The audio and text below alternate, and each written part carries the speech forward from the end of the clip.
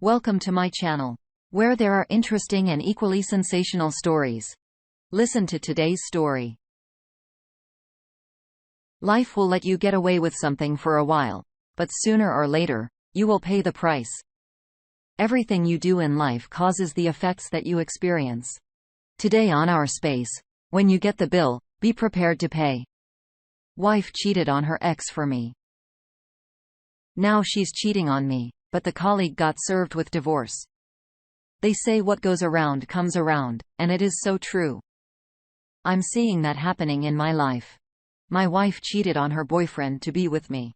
Then 8 years later, she cheated on me with her colleague. My wife, Andrea, 34, female, and I met at a management school 8 years ago. When we first started talking, she already had a long-term boyfriend of 2 years. I was single then. She was one of the most intelligent women in the class. Not only was she smart, but she also had a great sense of humor, which set her apart from the other girls who were either too bookish or a bimbo. Not to mention the skewed gender ratio of the management school, I was naturally drawn to her. I instantly fell for her charm, but she said she had a boyfriend. So I backed off. In a few months, I started dating an Indian. It was just a casual fling where we both knew it was just temporary fun. But I continued to have a friendship with Andrea. She used to help me with my projects and assignments. Although I had a girlfriend, I ended up spending most of my time with Andrea. Though my relationship was merely casual, my girl used to get jealous of my closeness with Andrea. In her final year of college, Andrea got to know that her boyfriend cheated on her, a one-time thing. But she gave him a chance. I was her closest friend. She told me about her heartbreak. Though she gave him a chance and continued with him, wasn't happy about it. She was also skeptical about her future with that guy. He was a conservative man with no proper job. He was an accountant at a supermarket, and Andrea was a free bird and a management student. She got a paid internship from Morgan Stanley. Her boyfriend was no match for her, honestly. I was still eyeing her because she was one of those keeper girls who are not just a girlfriend, but also your closest aide. Once her boyfriend visited our college, and I envied him so much, seeing how good she was to him and how arrogant he was.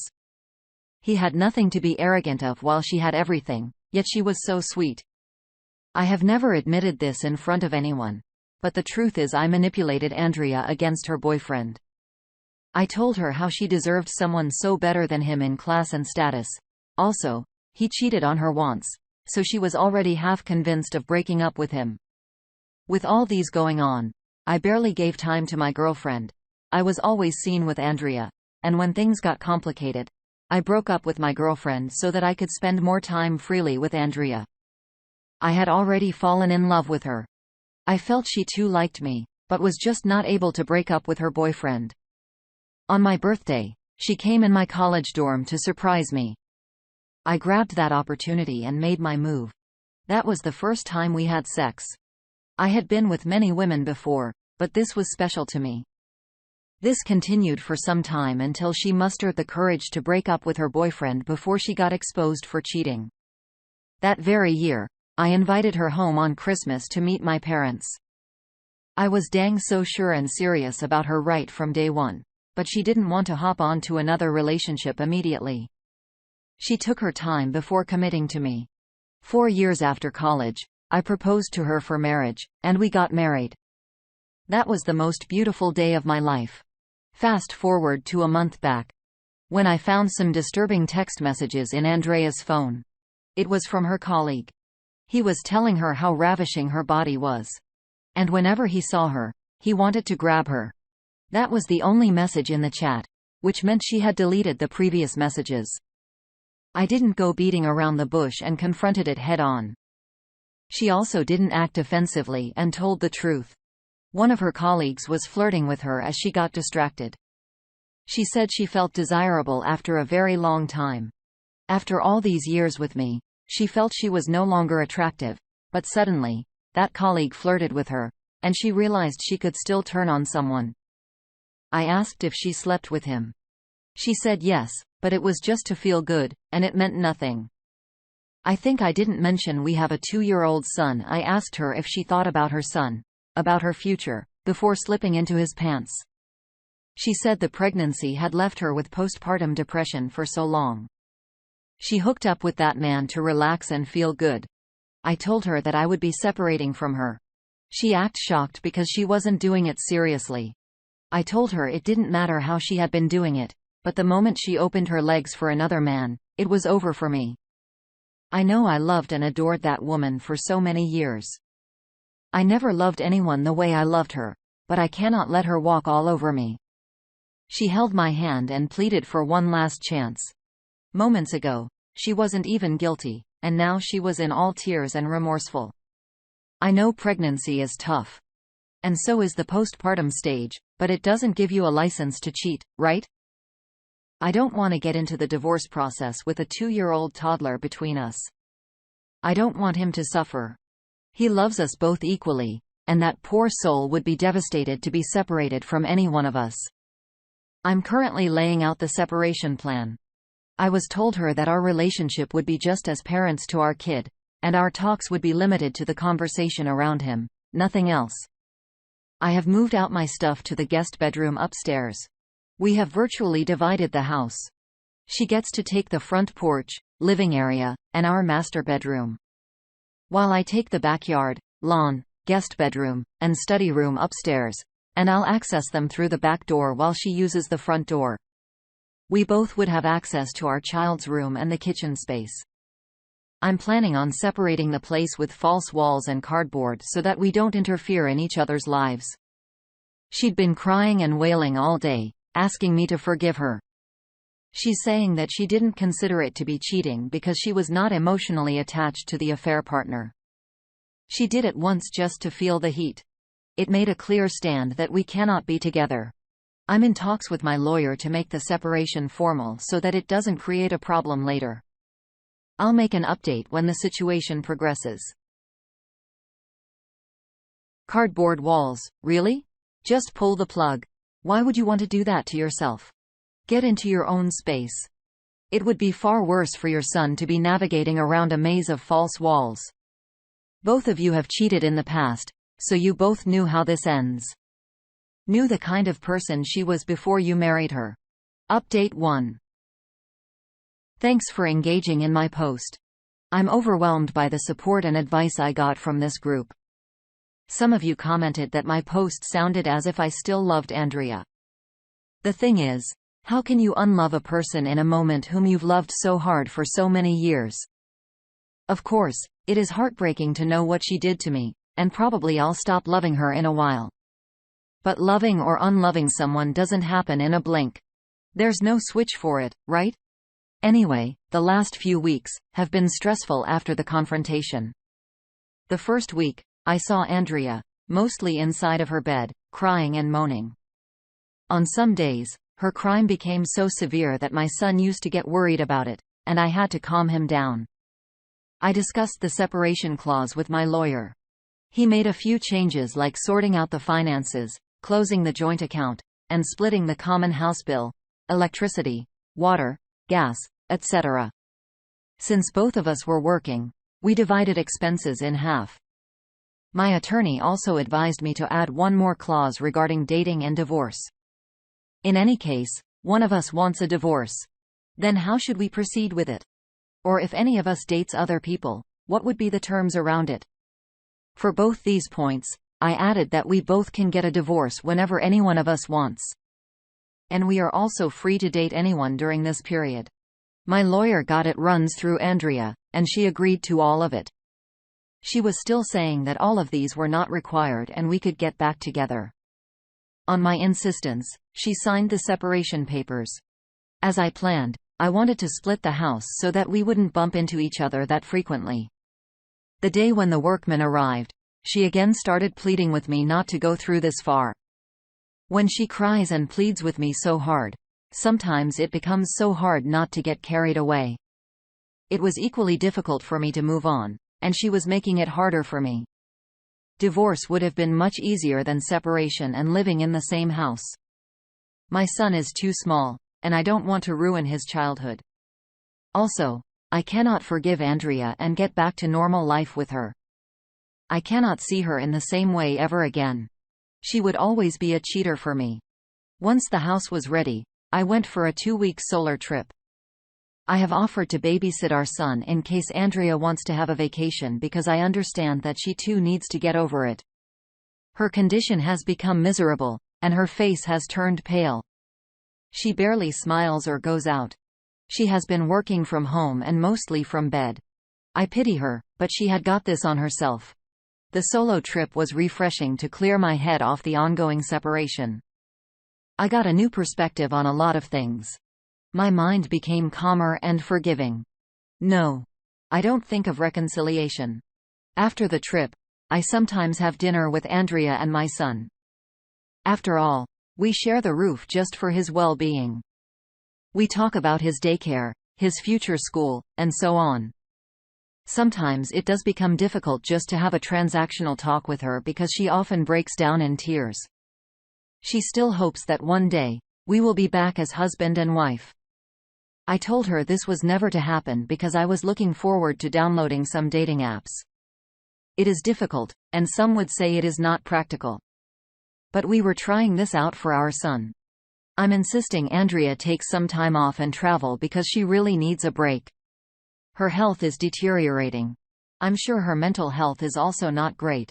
I'll make an update if something happens. Thanks for putting up with me.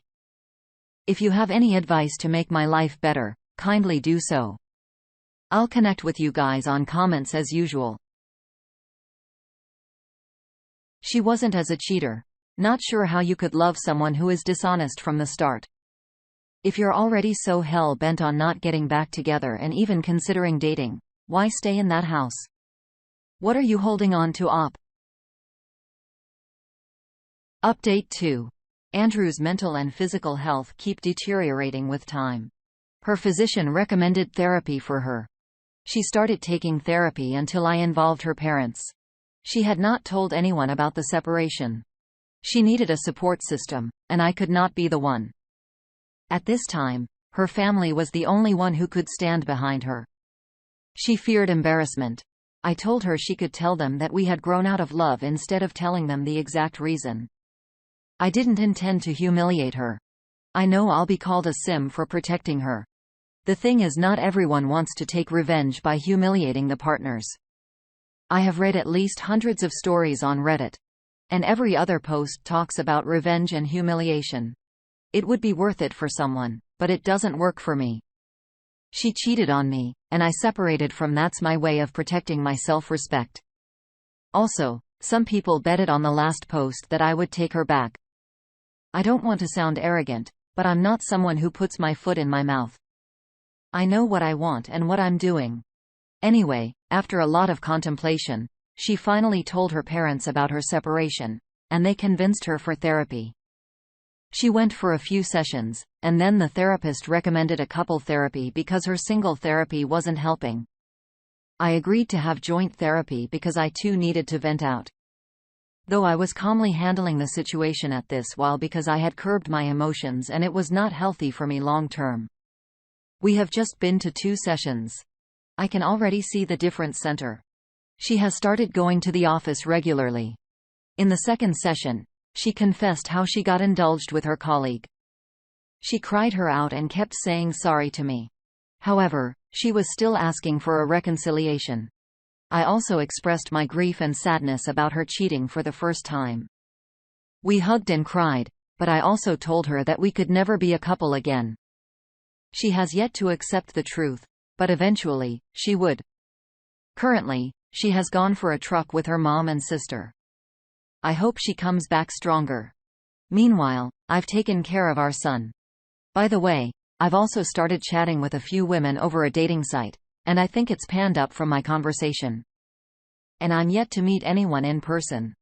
Most of the female accounts on these dating apps are fake and by scammers. I'm being careful about it. If anyone has suggestions on a better app, kindly comment.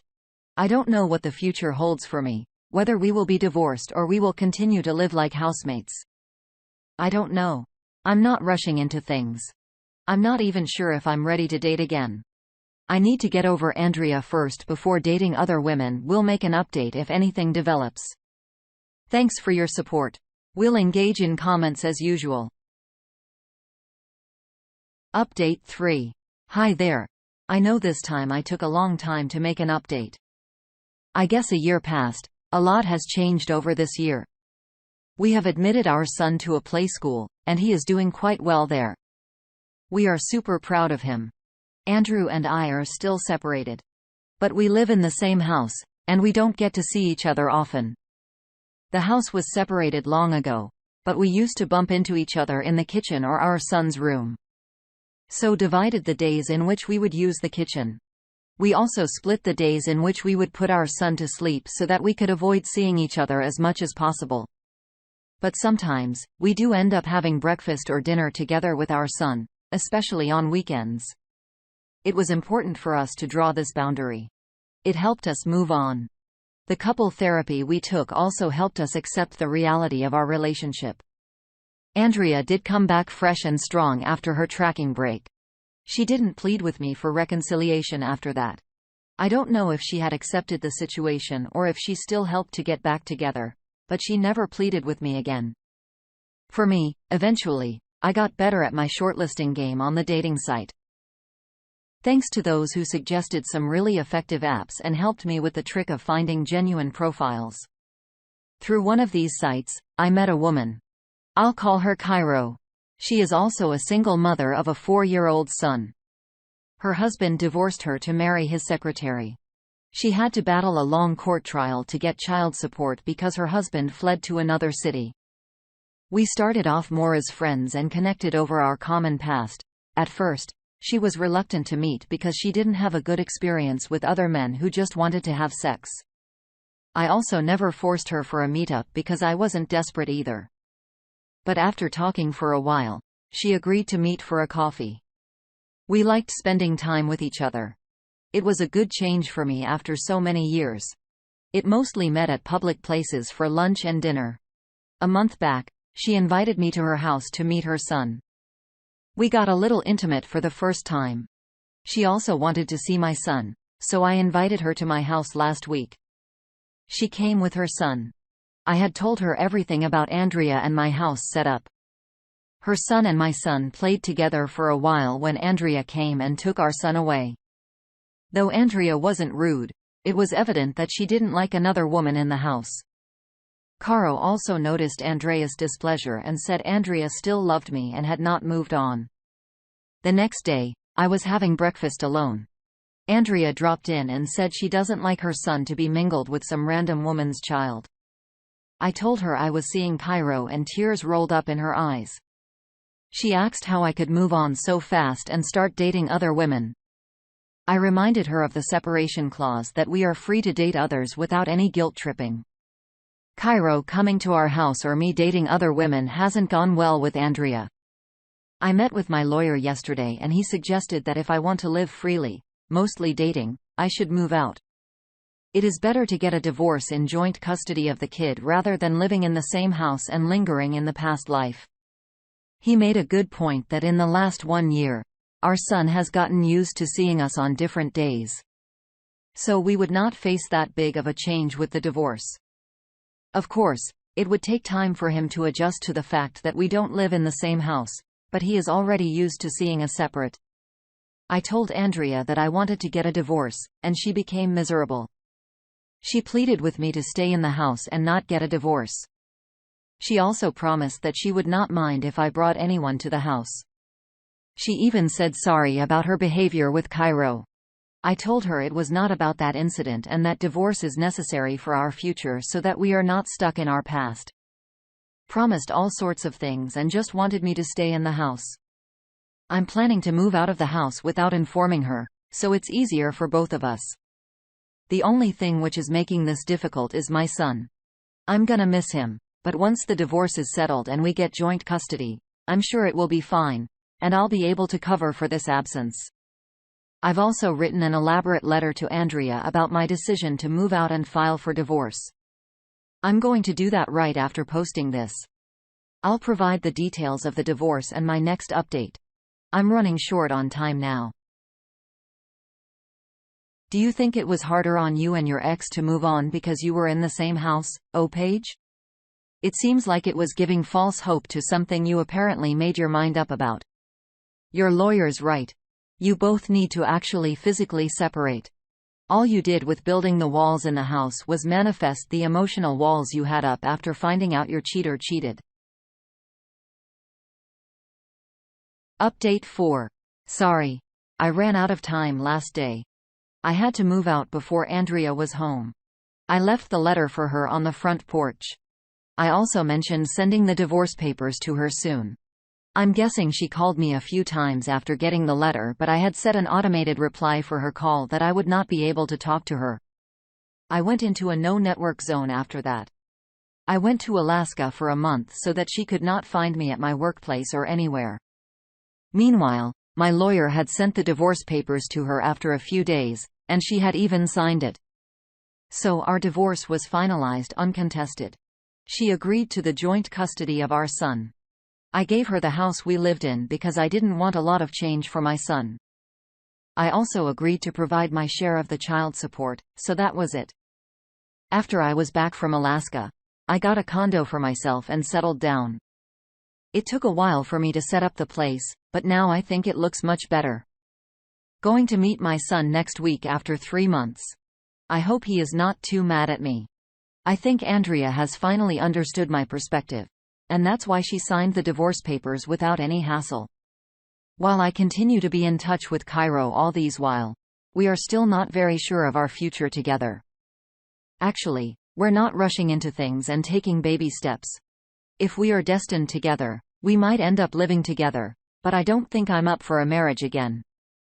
I also hope Andrea moves on in life and finds someone to share her sorrows. Because she is also not happy about her cheating. She is living with that guilt every day. I hope one day we become friends as we used to be. Thanks for bearing with me. You guys are awesome. Sometimes we have to physically get away in order to cut the cord. Should be proud of yourself for finally moving out and moving on. You're a good father for wanting the best for your son. And even if it was hard for you to give up the house, and as for Cairo, do whatever feels right. Just have fun with it for now and see where things go, but don't give up on love. You deserve to be loved. What would you make of this? Would you have changed anything? What do you make of OP's decision to share the house by putting up walls? Let us know your thoughts in the comments below. Thank you for joining us today on our space. Be sure to like and subscribe and hit that notification bell so you don't miss out on our next video.